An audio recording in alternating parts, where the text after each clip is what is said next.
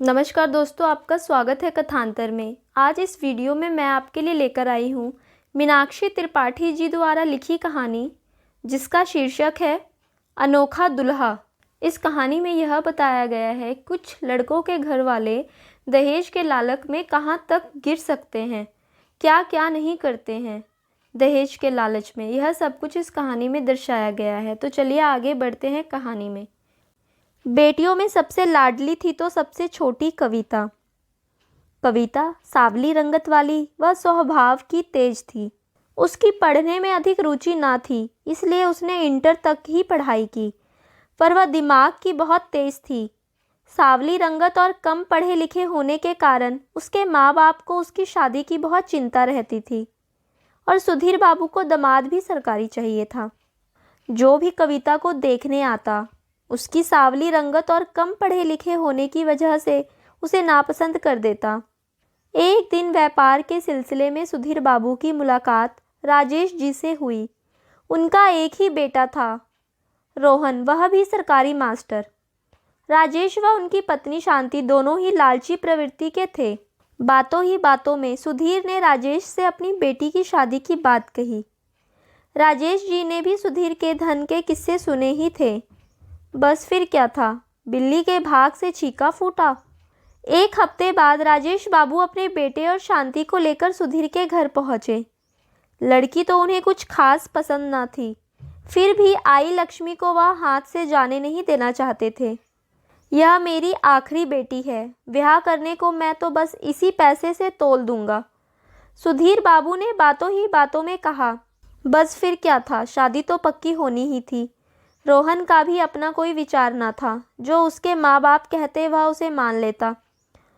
घर पहुँचते ही शांति देवी ने पंडित जी को मुहूर्त निकलवाने के लिए बुलाया और कुंडली भी मिलवाई। पर यह क्या, लड़की की कुंडली में तो दोष था, वह मांगलिक थी। अब तो शांति देवी और राजेश जी के अरमानों पर घड़ों पानी फिर गया। आती हुई लक्ष्मी जाते हुए दिखाई देने लगी। पंडित जी, कुछ तो उपाय होगा, राजेश जी पंडित जी को दक्षिणा देते हुए पूछने लगे। हाँ हाँ, क्यों नहीं, अभी बताता हूँ, पंडित जी ने दक्षिणा जेब में रखते हुए जवाब दिया। अगर लड़की का विवाह लड़के से पहले किसी कुत्ते से करा दिया जाए तो सारा दोष खत्म हो जाएगा। जो भी आँच आएगी उस कुत्ते पर आएगी। बस फिर क्या था, शांति देवी ने उपाय सुनते ही सारा हाल कविता की माँ से कह दिया। कुत्ते से शादी? कविता की माँ और कविता दोनों इस बात के लिए तैयार न थे। कविता जिद पर अड़ी थी, इससे अच्छा रिश्ता कहीं नहीं मिलेगा। सुधीर बाबू के सरकारी दामाद के सपने के आगे कविता और उसकी माँ की एक न चली। और वह दिन आ ही गया। कविता को दुल्हन की तरह सजाया गया। कविता मन ही मन बहुत दुखी थी। राजेश बाबू और शांति देवी अपने घर से कुत्ते की बारात लेकर कविता के यहाँ पहुँचे।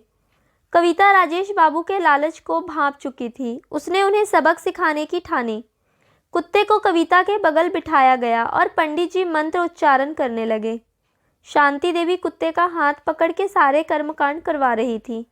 विवाह संपन्न हुआ। खड़े होकर बड़ों का आशीर्वाद ले लें।